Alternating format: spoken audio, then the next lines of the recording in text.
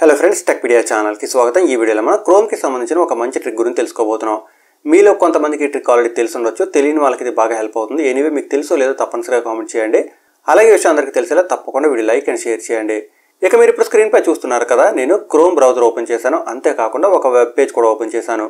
మీరు ఇదే web page కాదు, ఏదైనా పేజ్ ఓపెన్ చేయండి.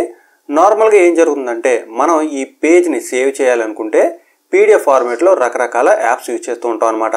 కానీ ఎలాంటి యాప్ ఇన్స్టాల్ చేయకుండానే మన క్రోమ్ నుంచే డైరెక్ట్గా ఈ వెబ్ పేజ్ని లేదా మీరు ఓపెన్ చేసిన ఏ వెబ్ పేజ్ని అయినా కానీ పీడిఎఫ్ ఫార్మేట్లో సేవ్ చేయొచ్చు. దానికోసం మీరు ఇక్కడ 3 డాట్స్ దగ్గర ట్యాప్ చేయండి. ట్యాప్ చేసిన తర్వాత కింద మీరు గమనించినట్టయితే షేర్ అని ఉంటుందన్నమాట.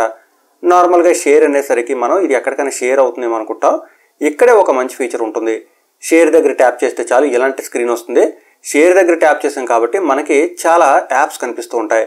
టెలిగ్రామ్, వాట్సాప్, ఈమెయిల్, ఈ విధంగా చాలా యాప్స్ కనిపిస్తాయి. కానీ ఇక్కడే మీరు గమనించినట్టయితే ప్రింట్ అని కూడా ఉంటుంది. కానీ ప్రింట్ దగ్గర ట్యాప్ చేస్తే మనకి పీడిఎఫ్ ఫైల్ ఏ విధంగా సేవ్ అవుతుంది అనుకోవద్దు. మీరు ఇక్కడ ట్యాప్ చేసి చూడండి చాలు, మీకు ఈ విధంగా ఒక స్క్రీన్ వస్తుంది అనమాట. ఫస్ట్ టైం మీరు గమనించినట్టయితే ఇక్కడ మీకు సేవ్ యాస్ పీడిఎఫ్ కాకుండా ప్రింట్ అని కానీ ఆల్ ప్రింటర్స్ కానీ ఏదైనా కనిపించవచ్చు. మీరు ఇక్కడ యారో దగ్గర ట్యాప్ చేస్తే మీకు ఈ విధంగా ఫస్ట్లో సేవ్ యాస్ పీడిఎఫ్ వచ్చినట్టు కింద మీకు సేవ్ యాస్ పీడిఎఫ్ వస్తుంది అనమాట. అక్కడ మీరు ట్యాప్ చేస్తే ఇలాంటి స్క్రీన్ వస్తుంది. ఇప్పుడు మీరు ఈ పేజ్ని పీడిఎఫ్ ఫార్మాట్లో సేవ్ చేయాలి అనుకుంటే సింపుల్గా ఇక్కడ చూస్తున్నారు కదా, డౌన్లోడ్ బటన్ లాంటి ఒక బటన్ కనిపిస్తుంది. పీడిఎఫ్ అని కూడా ఉంటుంది దానిపైన.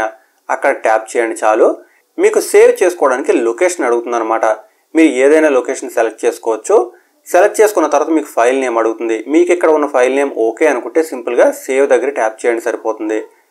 వెంటనే ఆ ఫైల్ సేవ్ అయిపోతుంది అనమాట. సేవ్ అయిన ఫైల్ ఏ విధంగా ఉంటుందో కూడా ఇప్పుడు మనం చూద్దాం. చూసారు కదా, నేను డౌన్లోడ్స్ ఫోల్డర్ ఓపెన్ చేశాను. నార్మల్గా మనకి ఇక్కడికే ఏదైనా ఫైల్ డౌన్లోడ్ అయితే సేవ్ అయిన కానీ వస్తుంది. నేను ఆ ఫైల్ దగ్గర ట్యాప్ చేస్తున్నాను. ట్యాప్ చేస్తే మనకి ఫైల్ క్లారిటీ చూడండి, క్వాలిటీ చాలా బాగుంటుంది అనమాట. చూసారు కదా, ఈ విధంగా మనకి సింపుల్గా పీడిఎఫ్ ఫైల్ సేవ్ చేసుకునే అవకాశం క్రోమ్లోనే ఉంటుంది.